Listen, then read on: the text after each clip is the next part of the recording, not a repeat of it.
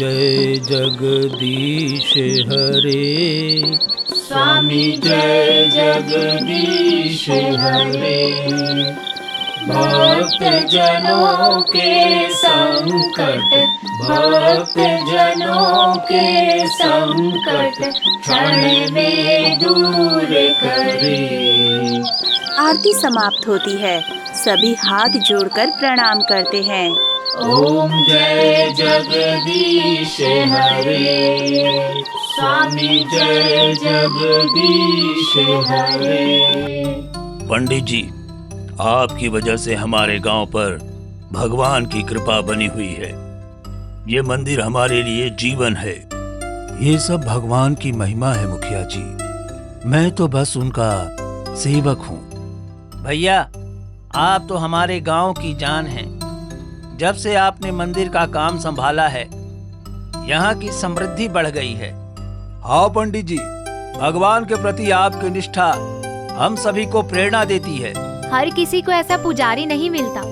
आप जैसे लोग ही हमारी संस्कृति को जीवित रखते हैं। आप सबके प्रेम और विश्वास से ही ये संभव है। भगवान का धन्यवाद करें। पंडित जी, ये खजाना भी भगवान की देन है।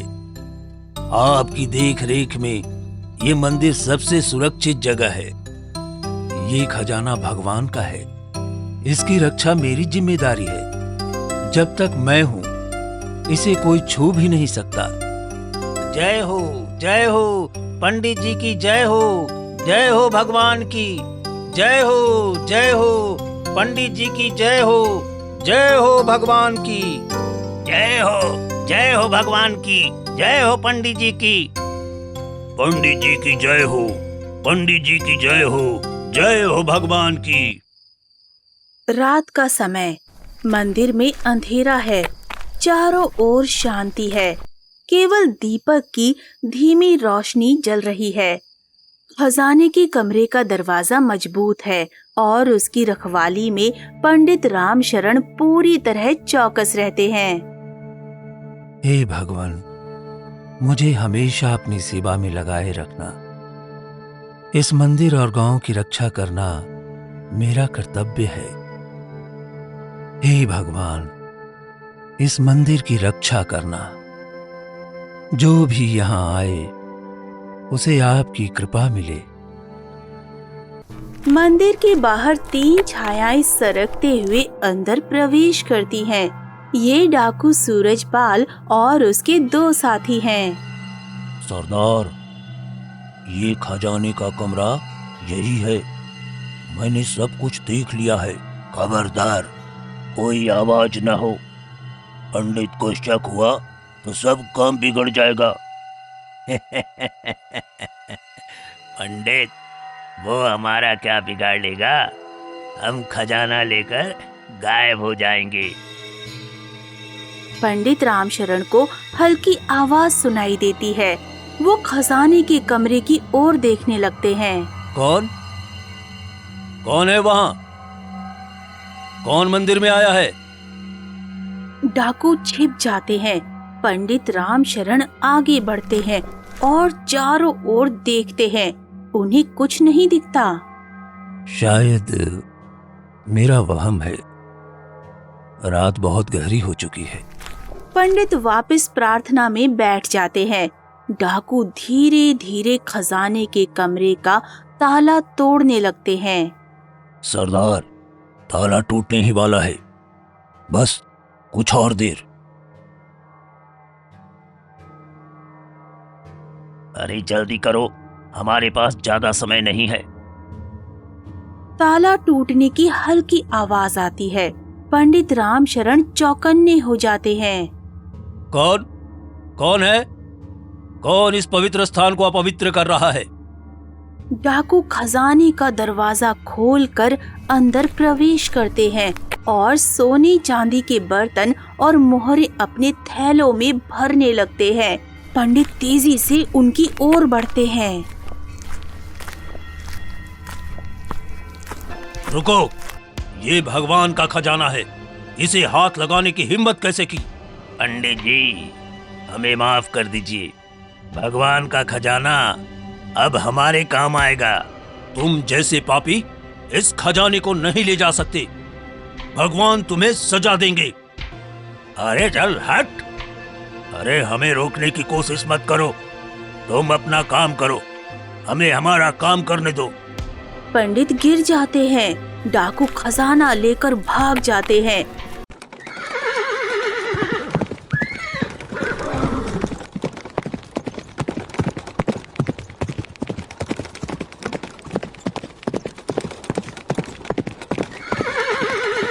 पंडित दर्द में उठने की कोशिश करते हैं, लेकिन असहाय महसूस करते हैं।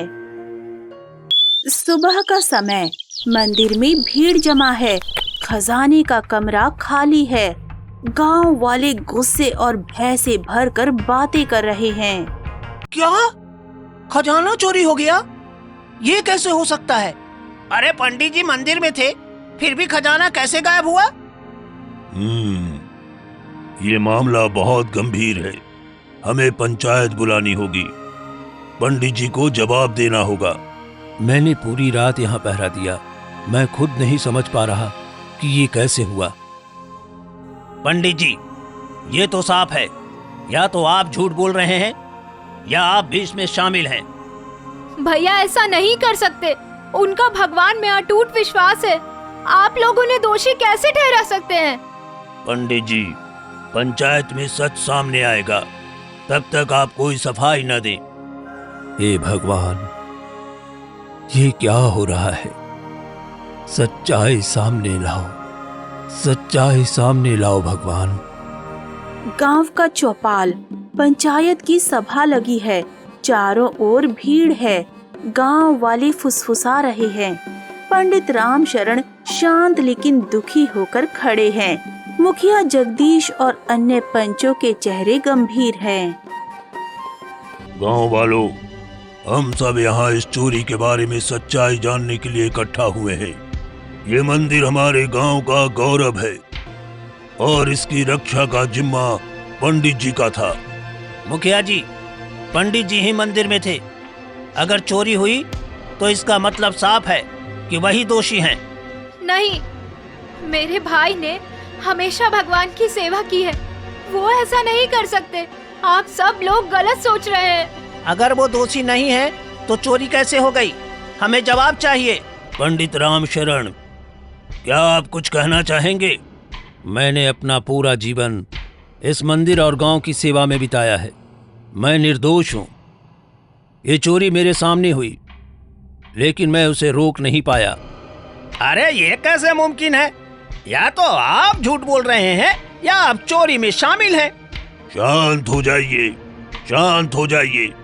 पंडित जी, अगर आप दोषी नहीं हैं तो इसे साबित कीजिए, लेकिन जब तक सच्चाई सामने नहीं आती, आपको दोषी मानना हमारी मजबूरी है। जब भगवान स्वयं चाहेंगे, सच्चाई सबके सामने आएगी। गांव वाले धीरे धीरे सभा से हटने लगते हैं। शांति अपने भाई को संभालती है। पंडित राम शरण जमीन पर बैठ जाते हैं, गहरे दुख में डूबे हुए। भैया, अब आप क्या करेंगे? पूरा गांव आपके खिलाफ आ गया है। शांति, शांति। सच्चाई को साबित करना ही अब मेरा लक्ष्य है। मैं भगवान के खजाने को वापस लाऊंगा और अपने निर्दोष होने का प्रमाण दूंगा। पर आप ये सब कैसे करेंगे? वो डाकू बहुत ही खतरनाक हैं। अगर सच्चाई का साथ हो तो कोई भी बाधा रोक नहीं सकती। मुझे उनके गिरोह में शामिल होना होगा। अंदर से ही सच्चाई का पता चलेगा। डाकुओं का अड्डा। घने जंगल के बीच एक गुफा है। अंदर आग जल रही है। सूरजपाल और उसके साथी खजाने को गिन रहे हैं। देखा रघु, हमारी योजना काम कर गई। गांव वालों ने पंडित को दोषी मान लिया। अब हमारे खिलाफ कोई शक भी नहीं करेगा। पर सरदार, अगर पंडित ने कोई चाल चली तो? अरे वो एक सीधा साधा पुजारी है, उससे डरने की जरूरत नहीं। अचानक बाहर से पंडित राम शरण की आवाज आती है। सूरजपाल, मैं तुमसे मिलना चाहता हूँ। अरे पंडित यहाँ क्यों आया है? लगता है सरदार ये अपने अपमान का बदला लेने आया है। सूरजपाल इशारा करता है। 2 डाकू पंडित को अंदर ले आते हैं। पंडित जी, जंगल में इस वक्त ऐसा क्या काम आ पड़ा? मैंने अपना पूरा जीवन गांव और भगवान की सेवा में लगाया। अब उसी गांव वालों ने मुझे अपमानित किया। मैं उनके लिए मर चुका हूं। तो अब क्या चाहते हो? तुम्हारे साथ जुड़ना चाहता हूं। मेरी जिंदगी का मकसद बदल गया है। अगर समाज ने मुझे ठुकरा दिया तो मैं उस समाज को सबक सिखाऊंगा। डाकू रघु और सूरजपाल एक दूसरे को देखते हैं, फिर मुस्कुराते हैं। पंडित जी, हमें तुम्हारी जैसी जानकारी रखने वाला आदमी चाहिए। अगर तुम हमारे साथ आना चाहते हो तो हमारी कुछ शर्तें होंगी। मुझे मंजूर है। डाकुओं का अड्डा। घनी जंगल की गुफा में आग जल रही है। सूरजपाल अपने साथियों के साथ खजाने को गिन रहा है। पास ही पंडित रामशरण बैठा है, शांत और गंभीर।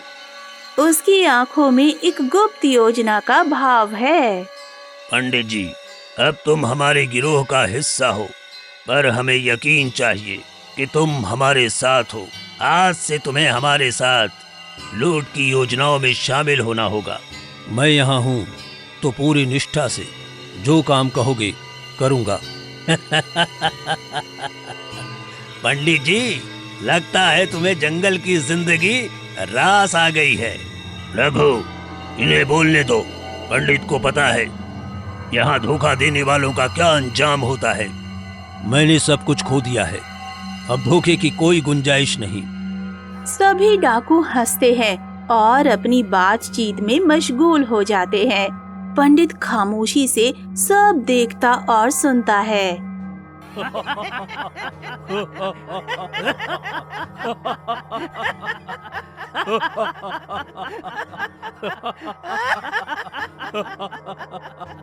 देखो अब सरदार का हुक्म क्या होता है? क्या है ना कि मंदिर में तो जो भी बात था वो तो सारी बातें तो उनको चुरा करके करना था, लेकिन गांव वालों ने ऐसा पंडित को बताया कि वो तो जरूर।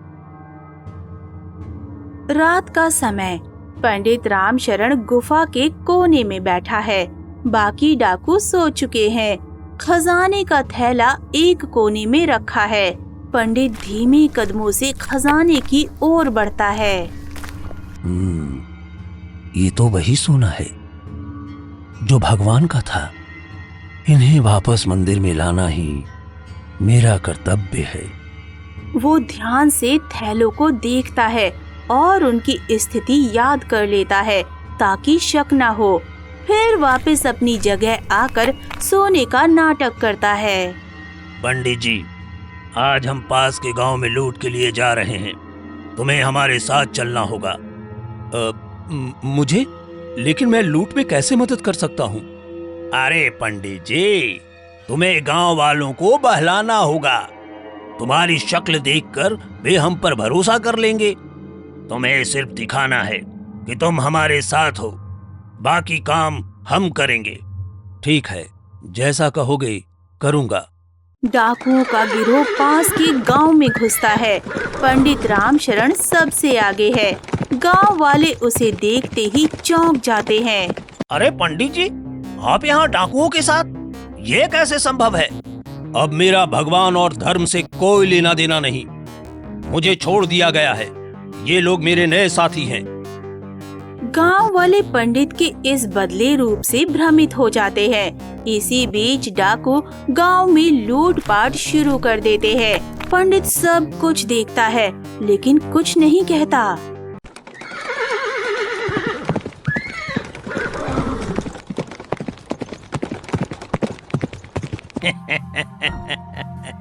पंडित जी, तुम्हारा काम शानदार था।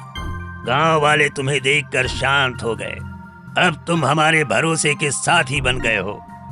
धन्यवाद। मैं बस अपने हिस्से का काम कर रहा हूँ। अगली रात पंडित रामशरण धीरे धीरे डाकुओं के बीच से जरूरी जानकारी इकट्ठा करता है।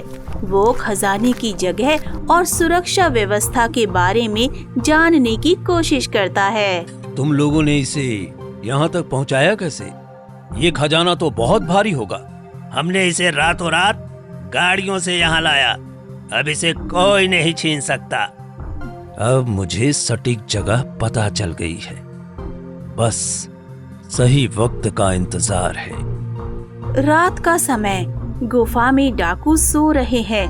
आग की हल्की लौ से अंधेरे में खजाने का चमकता हुआ थैला दिखाई देता है। पंडित रामशरण अपनी जगह से धीरे धीरे उठते हैं। उनकी आंखों में दृढ़ निश्चय और चेहरे पर तनाव झलकता है। अब वक्त आ गया है। ये सोना वापस मंदिर में जाना चाहिए। भगवान का अपमान और मेरा निर्दोष साबित होना दोनों जरूरी है। वो चुपचाप खजाने की ओर बढ़ते हैं। हर कदम सोच समझ कर रखते हैं ताकि किसी को जागने का संदेह ना हो। खजाने के थैले को उठाकर वो गुफा के पीछे के रास्ते से निकलने लगते हैं। डाकू सूरजपाल करवट बदलता है लेकिन जागता नहीं। पंडित सांस रोके हुए बाहर की ओर बढ़ते हैं। सुबह का समय, गुफा में डाकुओं का शोर। सूरजपाल गुस्से में चिल्ला रहा है। पंडित, पंडित, उसने हमें धोखा दिया है। खजाना गायब है। ये कैसे हो सकता है? वो तो हमारा भरोसेमंद साथी बन गया था। हमने उसे गलत समझा। वो गांव वालों का आदमी निकला। उसे हमें पकड़ना होगा। डाकू घोड़े पर सवार होकर पंडित की तलाश में जंगल में निकलते हैं। उनकी आंखों में गुस्सा और बदले की भावना झलकती है। मंदिर का प्रांगण, सूरज की पहली किरणें मंदिर पर पड़ रही हैं। पंडित रामशरण थैलों के साथ मंदिर पहुंचते हैं। थकान और चोट के बावजूद उनके चेहरे पर संतोष है। हे प्रभु, ये खजाना वापस लाकर मैंने अपना हर कर्तव्य पूरा किया। अब सच्चाई का उजाला इन अंधेरों को मिटाएगा। वो खजाने को मंदिर के अंदर छुपा देते हैं, लेकिन तभी डाकू मंदिर के पास पहुंच जाते हैं। मंदिर के बाहर डाकुओं और पंडित का सामना। सूरजपाल गुस्से में तलवार लिए आगे बढ़ता है। पंडित, तुम्हारी हिम्मत कैसे हुई हमें धोखा देने की? खजाना कहाँ है? खजाना वही है जहां इसे होना चाहिए था, भगवान के चरणों में। अब ये तुम्हारे हाथ कभी नहीं लगेगा। इसे मार डालो सरदार। इसने हमारे साथ धोखा किया है। नहीं, इसे मारने से पहले खजाना वापस चाहिए। तुम चाहो तो मुझे मार सकते हो, लेकिन खजाना अब तुम्हें नहीं मिलेगा। गांव वालों और भगवान खुद इसकी रक्षा करेंगे। गांव वाले शोर सुनकर मंदिर के पास पहुंचते हैं। पंडित रामशरण डाकुओं के सामने खड़े हैं। पंडित जी, ये सब क्या हो रहा है? अरे ये तो वही डाकू हैं जिन्होंने मंदिर को लूटा था। गांव वालों, ये पंडित तुम्हारे भगवान का खजाना वापस लाया है, लेकिन उसने हमारी टोली को धोखा दिया है। इसे अब इसकी सजा मिलेगी। गांव वालों, मैंने हमेशा तुम्हारी सेवा की है, लेकिन जब तुमने मुझे दोषी ठहराया, मैंने इस सच्चाई को साबित करने का प्रण लिया। ये खजाना अब तुम्हारा है, भगवान का है। अब ये तुम्हारे पास वापस आ गया है। गांव वाले शर्मिंदा होते हैं। उनकी आंखों में पछतावे के आंसू झलकते हैं। पंडित जी, हमें माफ कर दीजिए। हमने आप पर भरोसा नहीं किया। डाकू पंडित को घेर लेते हैं। सूरजपाल अपनी तलवार निकालता है। अब तुम्हारी मौत सामने आ गई है। अगर मेरी मौत से गांव और मंदिर की रक्षा होती है तो ये बलिदान भी मुझे मंजूर है। सूरजपाल तलवार चलाता है। पंडित रामशरण गिरते हैं। उनकी आंखों में दर्द नहीं बल्कि संतोष है। पंडित के बलिदान के बाद गांव वाले डाकुओं को पकड़ लेते हैं और खजाने को सुरक्षित रखते हैं। मंदिर में पंडित रामशरण की याद में दीप जलाए जाते हैं।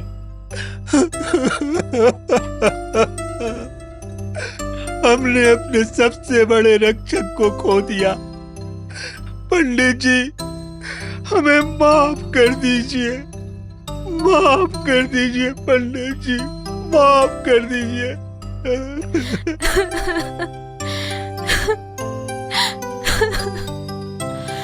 भैया ने अपनी जान देकर साबित किया है कि वो निर्दोष थे।